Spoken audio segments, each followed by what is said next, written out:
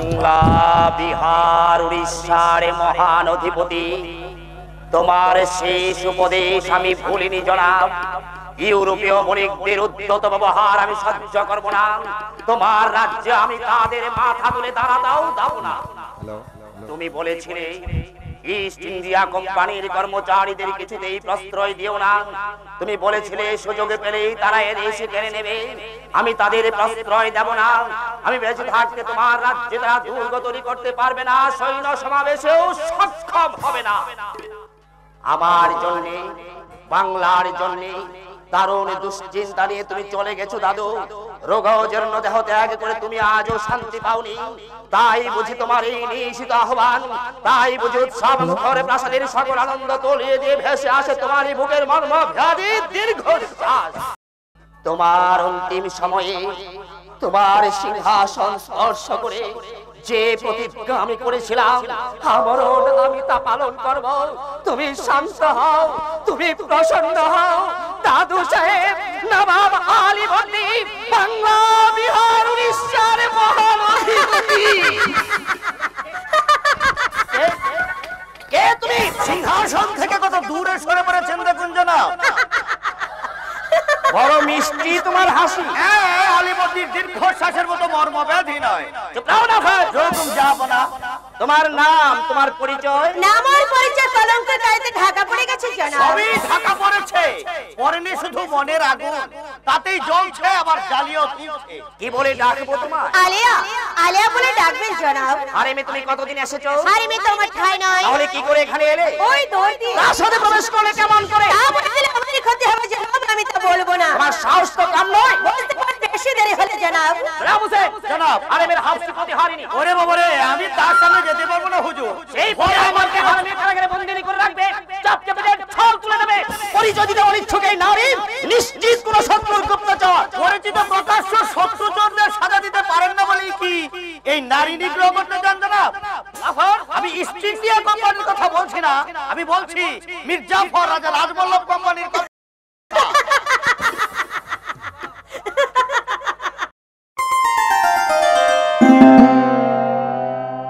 এমন মিষ্টি হাসি তুমি কেমন করে হাসো? হ্যাঁ আমি কেমন হাসি কখনো শোনেনি জনাব। না। কোন নর্তকীর, কোন বেগমের মার্জনা করবেন জনাব। বেগম সম্বন্ধে প্রশ্ন তুলে আমি অপরাধ করেছি? না, তুমি কোনো অপরাধ করোনি। বেগমেরা হাসতে জানে না, হারেমের নর্তকীরাও নয়। তোমার হাসি শুনবার আগে আমি মনে করতাম মুর্শিদাবাদ। শুধু মুর্শিদাবাদ কেন, সারা বাংলায় কেউ হাসতে জানে না। বাঙালি জানে শুধু কাঁদতে। দিক থেকে দিগন্তে প্রতিধ্বনিত হয় শুধু রোদনের ধ্বনি।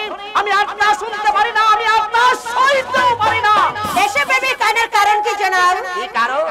আমার অত্যাচার, আমার অবিচার। আমি তো বলি না জনাব, লোকে বলে, তাও অস্বীকার করতে পারি না। মিথ্যে লোকবাদ যদি বাংলার সুখ ও শান্তি নাশের কারণ হয়ে ওঠে, তার জন্য তো আমি দায়ী নই সুন্দরী। আজ বর্গীয় আক্রমণ প্রতিহত, দেশে শান্তি বিরাজিত, প্রজাদের অন্ন বস্ত্রের অভাব নেই, তবু কেন তারা কাঁদবে? কি তাদের অভিযোগ? জনাব জাহাপনা, বেগম সাহেব এদিকে আসছে।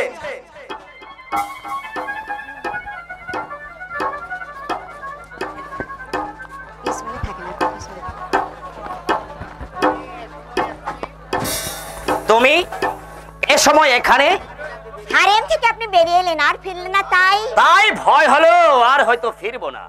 কিন্তু এমন একদিন আসবে লুৎফা, যেদিন হারেম ছেড়ে, রাজ্য ছেড়ে, তোমায় ছেড়ে সেইখানে চলে যেতে হবে যেখান থেকে মানুষ আর কখনো ফেরে না। সেদিন আসতে হয়তো দেরি আছে লুৎফা। না বা সেদিন দূরে জেনেও তুমি কাঁদছো। হারেমে চলুন যে হবে না। হারেম থেকে কেন বেরিয়ে এলাম জানো? আমরা নবাবকে শান্তি দিতে পারি না বলে। হারেমের নর্তকীদের নিরসে গান শুনে, কুৎসিত নাচ দেখে আমি ঝিমিয়ে পড়েছিলাম। হঠাৎ যেন শুনতে পেলাম দাদুর কণ্ঠস্বর। ছুটে এলাম এইখানে। আমি যেন দেখতে পেলাম সিংহাসনে তিনি বসে রয়েছেন, চোখে মুখে তার দারুণ উৎকণ্ঠা। আমি বুঝাতে চাইলাম আমি কর্তব্য বিমুখ হব না। কে যেন হেসে উঠলো, চেয়ে দেখি দাদু নেই, সিংহাসন শূন্য।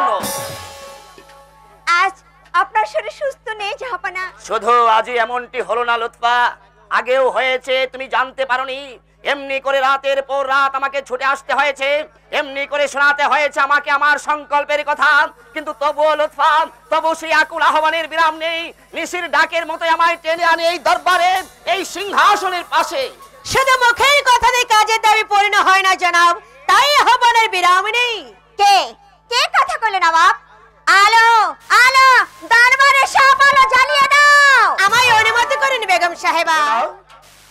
জাহাপনা, কোন নারীকেই কোন পুরুষ কখনো চেনে না বেগম সাহেবা, তাই নবাবও চেনেননি। কোন আদেশ আছে জনাব? দরবারে আলো জ্বালাতে চাও তুমি কোন অধিকারে? অধিকার কিছুই নেই। আধার দেখলেই আলো জ্বালবো, হাসিদের দুশ্চিন্তা দূর করব, চঞ্চল চরণে ছন্দ টেনে এনে জড়তা ঘুচিয়ে দেব।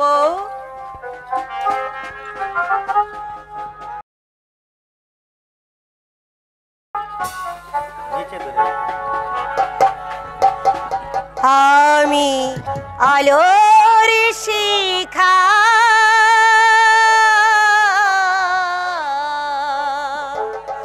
আমি আলোর শিখা,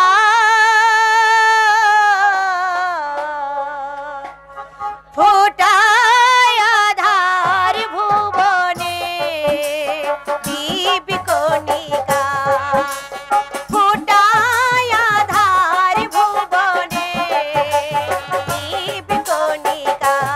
আমি আলোর শিখা, আমি আলোর শিখা। এটি কি নবাবের নতুন আমদানি? দয়া করে নিজেই এসেছে, আমন্ত্রণের অপেক্ষা রাখিনি। দরবার কক্ষে নিত্য বিলাসে প্রথম জাহাপনা। নিশিত রাতে দরবার কক্ষে বেগমের আবির্ভাব এই প্রথম বেগম সাহেবা। বেগমের ব্যবহারে শৃঙ্খলতা প্রকাশ পায়নি এলেও জাহাপনা। নিশ্চিত হতাম না। এই দরবারে এই সিংহাসনে বসে অনেক উদ্ধত রাজপুরুষের শৃঙ্খলতা দিনের পর দিন আমি সহ্য করেছি। মির্জাফর, জগৎ শেঠ, রাজবল্লভ, ইংরেজ ওয়াজ, থাক সেসব কথা। এই নর্তকী শুধু আলো জ্বালাবার অনুমতি চেয়েছে, শৃঙ্খলা ভঙ্গ করেনি। হারেমের প্রতি হারিনীকে ডেকে পাঠাবো। কেন? ওই নর্তকীর জন্য একটা কক্ষ দেখিয়ে দিবি। বেগম সাহেবার দেখছি অশেষ দয়া, কিন্তু হারেমে তো ওর স্থান নয়। তাহলে কি বেগম মহলে? না, তাও নয়। তাহলে কি দরবারে শোভা হয়ে উনি থাকবেন? ওর কথা শুনে মনে হচ্ছে দরবারে আসন পাবার যোগ্যতাও ওর আছে। শুনেছি এই দরবারে বীর মির্জাফরের, বিচক্ষণ রাজবল্লভের, ধনকবে জগৎ শেঠের আসন টলে উঠেছে। নবাবকে এখন থেকে নর্তকীদের মতো নারীদের দিয়ে দরবার বসাবে। বেগম সাহেবা দেখছি রাজনীতির সকল খবরই রাখেন। নবাব মনে করেন বাদী আমরা, তাই বাদীর মতোই পড়ে থাকি। হ্যাঁ, বেগম সাহেবা রাজনীতির সকল খবরই রাখেন। শুধু এই খবরটা রাখেন না যে রাজ্যের বীর সেনাপতিরা, বিচক্ষণ মন্ত্রীরা দিনরাত ষড়যন্ত্র করছেন সিরাজকে সিংহাসন থেকে নামিয়ে পথের ভিখারি করে ছেড়ে দিতে। না না, রাজনীতির এত বড় খবরটা বেগম সাহেবা আজও সংগ্রহ করতে পারেননি। তবে ওরা বলে বলে সকলই আমার পরম হিতৈষী। শুধু অত্যাচারী অমিতাচারী আমি সকলের সকল উপদেশ উপেক্ষা করে যথেচ্ছাচারে প্রবৃত্ত হয়েছি। তাই তো ওরা বলে। ওরা যা বলে বেগম সাহেবা তাই সরল মনে বিশ্বাস করেন। দুষ্ক্রিয়ায় রত নবাবের তার অযোগ্য স্বামীর কোনো কথাই তিনি কর্ণপাত করেন না। এই ভাগ্য নিয়ে আমি বাংলা, বিহার, উড়িষ্যার ভাগ্য বিধাতা হয়েছি। আমার অপরাধ মার্জনা করবেন জাহাপনা। কিছু না জেনে না বুঝে আমি নবাবের প্রাণে ব্যথা দিয়েছি। চারিদিকে শত্রু লুৎফা, হারেমে, প্রাসাদে, নগরে, পল্লীতে সিরাজের শত্রুর শেষ নেই। আমাকে আত্মরক্ষার জন্য সর্বদা সন্ত্রস্ত থাকতে হয়। এ সময় তুমি যদি আমার উপর বিশ্বাস হারাও, তুমিও যদি মনে করো তোমার স্বামী অক্ষম, রাজ্য রক্ষায় অসমর্থ, তাহলে সান্ত্বনার ঠাঁই আমি কোথায় পাই লুৎফা? আমি তার কোনো কথা শুনবো না। হ্যাঁ, শোনো না, শুধু আমারই উপর আস্থা রেখো, কেমন? নবাব, আমাকে হারেমে যেতে অনুমতি দিন। তুমি একটু কাল অপেক্ষা করো। এসো লুৎফা। নিশ্চল পথে আমি আনন্দ ছন্দ, অন্ধ বেশে খুঁজি রবি তারা চন্দ্র। নিশ্চল পথে আমি আনন্দ ছন্দ, অন্ধ বেশে খুঁজি রবি তারা চন্দ্র। আমি ম্লান মুখে হাসি জুই কণিকা, আলোর শিখা, আমি আলোর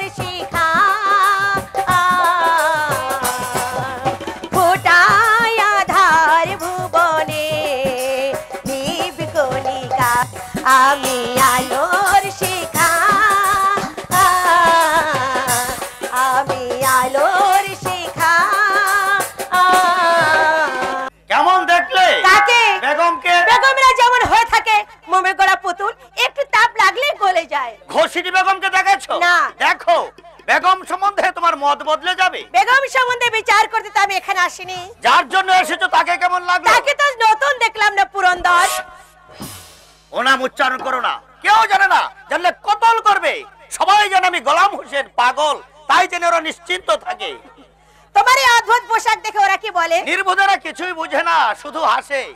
ফরাসি, ইংরেজ, পর্তুগিজ, ওলন্দাজ, হিন্দু, মুসলমান সবাই মিলে বাঙালির যে হাস্যকর রূপ ফুটিয়ে তুলেছে তা দেখিয়ে দিয়েও বুঝাতে পারি না।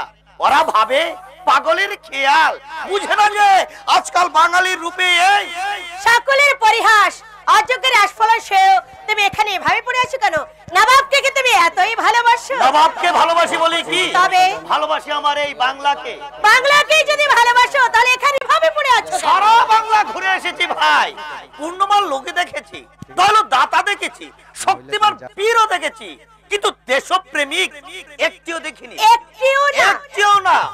পূর্ণবতী রানী ভবানীকে দূর থেকে প্রণাম করলাম, নদিয়ায় কৃষ্ণচন্দ্রের বিমল যদি চোখ ভরে দেখলাম, পাটনা জানকীরামের প্রভু ভক্তির পরিচয় পেয়ে প্রীত হলাম, কিন্তু দেশভক্ত একটিও দেখলাম না। তাই বুঝে হতাশ হয়ে এই জীবন বরণ করে নিয়েছো। ঘুরতে ঘুরতে রাজধানীতে এলাম, টাকা নেই যে যার জোরে প্রাসাদে ঠাঁই করে নেবো, শক্তি নেই যে যার দাবর ডেকে দরবারে আসন পেতে বসবো, তাই এই ভারের ভ্যাগ নিলাম। কিল, চর, লাথি নিত্য 2-10 ঘন্টা হজম করতে হয় সত্য, কিন্তু গতি আমার সর্বত্র। আবার এখানে এসে তুমি কি দেখলে? দেখলাম বড় বড় সেনাপতি, রাজা, উজির সবাই স্বার্থের জন্য উন্মাদ, শুধু একটি লোক স্বার্থের বাইরে। বাংলার স্বাধীনতা, বাংলার মর্যাদা রক্ষার জন্য চেষ্টা করছে, সে হচ্ছে বাংলারই হতভাগ্য নবাব। বাংলার জন্য বাংলার নবাবের প্রেমে পড়লাম, ব্যক্তিটির জন্য নয়। আর আমি? তুমি ব্যক্তিটির রূপেই মজেছো, তুমি মরেছো। এই মরণে যে সুখ আছে। ভুল বললে ভাই, মরণে সুখও নেই, দুঃখও নেই, মরণ নির্বাণ। নিরঞ্জন স্বামীর কথা মনে আছে? না, সেসব স্মৃতি আমি মন থেকে মুছে ফেলেছি। মোহনলাল আর আমি তার কাছে দীক্ষা নিয়েছিলাম, আজ আর আমার মোহনলাল আমাকে চিনতেই পারে না। আমাকেও না। চুপ, নবাব আসছেন। लाहौर जनाब, औरत कभी नहीं देखा? जी देखा, मगर ऐसी औरत कभी नहीं देखा। उधर ठहरो लोग।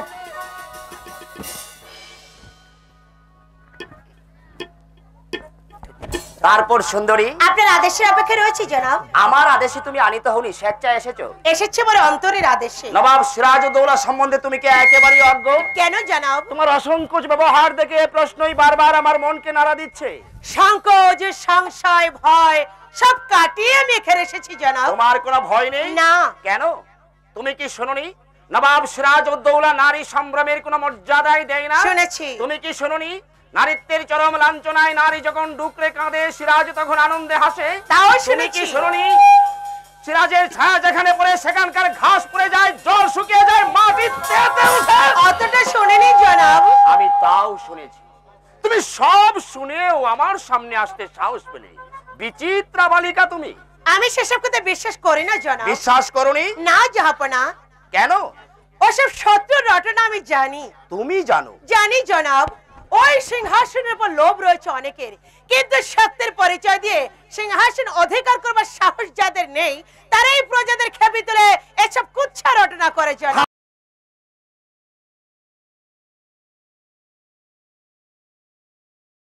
আমার এমন একটি সুরিদ আছে, তা তো জানতাম না। আরো আছে জাহাপনা। আছে, তারা বিশ্বাস করে যত কালি আমার গায়ে সবটা আমার অঙ্গ ফুটে বেরোয়নি, কিছু বাহির থেকেও ঢেলে দেওয়া হয়েছে। হ্যাঁ, বিশ্বাস করে। তুমি বলো তুমি কে, আর কেনই বা এখানে এসেছো? আমি কে তা আরেকদিন বলবো জনাব। কেন এসেছি আগে তাই শুনুন। বেশ, তাই বলো। কাশিম বাজার কুটির কোনো খবর রাখেন জনাব? কাশিম বাজার কুঠি? তুমি সেখানকার খবর পেলে কেমন করে? আমার সেখানে নেমন্তন্ন রয়েছে। কাশিম বাজার কুঠিতে তোমার নেমন্তন্ন? হ্যাঁ, জলসায়। সেখানে আমাকে নাচতে হবে, গাইতে হবে। আমার নেমন্তন্ন হলে আমি খুশি হতাম, তোমার নাচ দেখতাম, গান শুনতাম, কিন্তু আমার তো নেমন্তন্ন হয়নি সুন্দরী। মির্জাপুরে হয়েছে। শিবাউসালার ভাগ্যবান। রাজা রাজবল্লভপুরে হয়েছে। তার অনুপস্থিতিতে বাংলার কোনো জলসাই জমে না। জগৎ সেটা নিমন্ত্রিত। ধন কুবেরের প্রীতি সকলেই কামনা করে সুন্দরী। কলকাতা থেকে অমিত যাদব আসবে। সেই পাঞ্জাবিকে ইংরেজরা বরাবরই স্নেহের চোখে দেখে, আদর করে উমিচাঁদ বলে ডাকে? মশিয়ার উপস্থিত থাকতে পারে জনাব। ওয়ার্স দেখছি খুব বড় জাল ফেলেছে। এই জাল কৌশলে যে গুটিয়ে তুলতে পারবে সেই জয়ী হবে। কেমন নেমন্তন্ন আমারও হয়েছে সুন্দরী, কাশিম বাজার জলসায় তোমার সঙ্গে আমার। আরে একটা খবর আছে জনাব। আলিয়া, জনাব, বাংলার নবাব শুধু বিলাস বেশনে দিন কাটায়, একথা দেখছি তুমি অবিশ্বাস করো। না জাহাপনা। তুমি কেমন করে বিশ্বাস করো? তুমি যে খবরের সন্ধান রাখো বাংলার নবাবের, তার একবার অবসর নেই। আমি ভেবেছিলাম নবাবের সপক্ষের শত্রুরা এসব সংবাদ সাজাতে গোপন রাখে। চেষ্টা করলে কি সব কথা গোপন রাখা যায়? এই যে তুমি তোমার পরিচয় গোপন করার এত চেষ্টা করলে, কিন্তু পারলে? আমার পরিচয় কি আপনি পেয়েছেন পেয়েছি জাহাপনা? বই কি অস্বীকার করতে পারো যে তুমি গুপ্তচর নও? জানো। যারা তোমাকে পাঠিয়েছে তারা ভেবেছে নারীর মুখ দেখে আমি গলে যাব, তাদের গতিবিধি সম্বন্ধে কতটুকু খবর রাখি কৌশলে জেনে নিয়ে তুমি তাদের বলে দেবে। আমাকে তারা ভালো করে জানে বলেই বিলকুল ভুল করে। তোমার মুখ দেখে আমি একেবারে গলে না গেলেও মুগ্ধ হয়েছি সুন্দরী, তাই তোমাকে তো আমি ছেড়ে দেব না, আমার হারেমে রেখে দেব। খবর নিয়ে আর তুমি তাদের কাছে ফিরে যেতে পারবে না। নবাব, সংকোচ, সংশয়, ভয় সব কাটিয়ে নাকি তুমি এখানে এসেছো? আপনি আমাকে ভুল বুঝবেন না জনাব। আমি আপনার শত্রুপক্ষের গুপ্তচর নই। তাহলে মিত্রপক্ষে থাকতে এত ভয় কেন? বাইরে আমার অনেক কাজ রয়েছে আজ থেকে জনাব। তোমার সমস্ত কাজের ভার নবাব নিজে নিলেন। মিথ্যা সন্দেহে আপনি আমার উপর অবিচার করবেন না জনাব। জীবনে অনেক দুঃখ, অনেক লাঞ্ছনা আমাকে সইতে হয়েছে। কলঙ্ক, কালিমায় নাম ও পরিচয় সবই কিছু ঢাকা পড়ে গেছে। বেঁচে থাকবার মতো এতটুকু গৌরব বোধ এখন অবশিষ্ট রয়েছে। গুপ্তচরে কলঙ্ক দিয়ে সেটুকু আমি নষ্ট করে দেবেন না জনাব। শুধু এইটুকু দয়া আপনি আমাকে করুন। ওঠো, তুমি অত্যন্ত গুরুতর সব খবরের সন্ধান রাখো। আমার শত্রুরা মনে করে আমি এসব খবর রাখি না। তোমাকে বাইরে যেতে দিলে তুমি তাদের বলে দেবে যে নবাবের অজানা কিছু নেই। এমত অবস্থায় আমি কি তোমাকে প্রাসাদের বাইরে যেতে দিতে পারি? বলো, পারি আমি? আপনার সন্দেহ দূর না হলে আপনি সেটা পারেন না জনাব।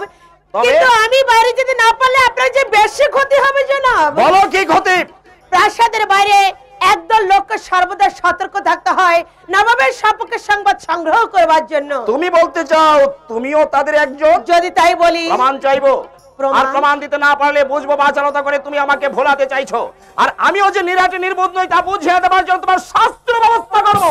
প্রমাণ আমি দিতে পারি, কিন্তু সে প্রমাণ হবে আমার মৃত্যু প্রমাণ সমতুল্য। দিতে না পারলে গুপ্তচরের শাস্তি যে মৃত্যু, তাই আমি তোমাকে দেবো। মৃত্যু? বাংলার নবাব পরিহাসের পাত্র নয়। আমি প্রমাণ দেব। মন্ত্রী মহল্লাল আমার পরিচয় জানেন। মোহনলাল? হ্যাঁ। গোলাম হোসেন? জনাব। মোহনলাল? মোহনলালের সঙ্গে তোমার কতদিনের পরিচয়? কি জবাব দেবে তাই ভাবছো? এখনো ছলনার প্রয়াস? ছলনায় আমি অভ্যস্ত নই জনাব। তবে বলো, মোহনলালের সঙ্গে তোমার কতদিনের পরিচয়? সে কথা আপনি তাকে জিজ্ঞাসা করবেন। তোমার নিজের মুখে তা বলতে হবে। আমার কোনো কথাই তো আপনি বিশ্বাস করেন তার না। কারণ আমি জানি নারী ছলনাময়ী। নবাব অনেক কিছু জানেন যা সত্য নয়। তোমার কথা যদি সত্য না হয় তাহলে স্থির জেনে রাখো, তোমার মৃত্যু মোহনলাল রোধ করতে পারবে না। মৃত্যু ভয় আমি ভীতা নই জনাব। তবে মৃত্যুদণ্ড দেব শুনে প্রমাণ দিতে সম্মত হলে কেন? আপনি আমাকে ভুল বুঝবেন, আমি সেটা সইতে পারবো না বলে। আমি তোমাকে ভুল বুঝলে তোমার কি আসে যায়? আপনি আমাকে শাস্তি দিন, আর প্রশ্ন করবেন না। এই যে মোহনলাল, এই বালিকাকে তুমি চেনো? ভালো করে চেয়ে দেখো, তোমার জবাবের উপর আর বাঁচা মরা নির্ভর করছে। মুখ তুলে মোহনলালের দিকে চাও। আমি পারবো না, আপনি আমাকে শাস্তি দিন। আমি ওকে চিনি না যাও। মোহনলালের কথা শুনে তুমি কেঁদে উঠলে কেন? মৃত্যু ভয়ে তুমি নাকি ভীতা নও? গোলাম হোসেন? জনাব। প্রতিহারী দুঃসাহসী বালিকার মোহনলাল যে গোপনে প্রাসাদে প্রবেশ করে রূপের মোহ বিছিয়ে আমার কাছ থেকে গোপন সংবাদ সংগ্রহ করে নিয়ে যেতে চায়, তোমাকে আমার বিশ্বাসী জেনেও সন্দেহ ভাজন করতে চায়। অসংকোচ বললে যে মোহনলাল তুমি নাকি ওকে চেনো, ওর পরিচয় জানো। এই নিয়ে যাও ওকে, আজকে রাতটা কারাগারে রেখে দাও। কাল ভোরে প্রকাশ্যে রাজপথকে গুলি করে মারবে আর ঘোষণা করে দেবে নবাবের আদেশে গুপ্তচরকে সাজা দেওয়া হয়েছে। যাও। চলো, কোথায় যেতে হবে? দাঁড়াও বাবা, সব একটুখানি দাঁড়াও। নবাবের নামকের দোক আছে তা আমি জানি, কিন্তু কাজের এই উৎসবের আগে কখনো দেখিনি। গোলাম হোসেন, জনাব, মোহনলালকে চেনে। মোহনলাল? আমি মিথ্যে বলেছিলাম জাহাপনা। আমার কাছে তুমি মিথ্যে বলেছিলে? তোমার তো স্পর্ধা কম নয় মোহনলাল। জনাব, মোহনলাল সত্য কথা বলবে, আগে এই রক্ষীকে যেতে আদেশ দিন। আমি কিছুই বুঝতে পারছি না, আগে সবই কি স্বপ্ন? আগে ওকে যেতে আদেশ দিন জাহাপনা।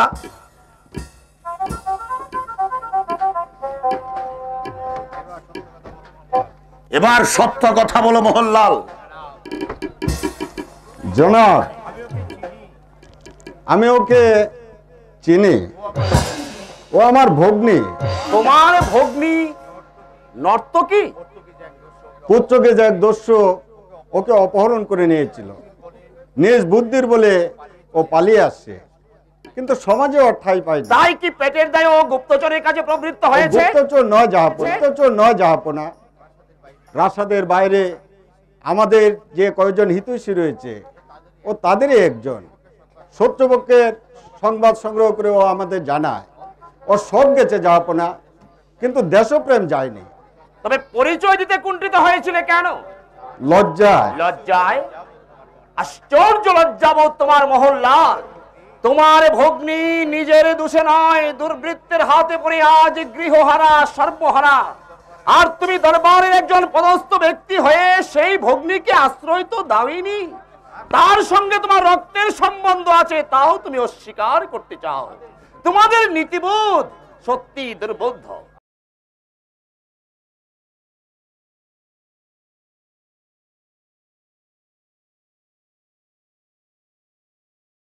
আর চেয়ে দেখুন তো জাহাপানা, এই আগুনের শিখা এ কি কলঙ্কের পরশে কালো হতে পারে? পতনশীল এই বাংলায় কে যে আমার বন্ধু, কে যে আমার শত্রু, আমি বুঝতেই পারিনি। তোমাদের নবাবকে ক্ষমা করো সুন্দরী। চলো, আমি নিজে তোমাকে প্রাসাদের বাইরে রেখে আসি।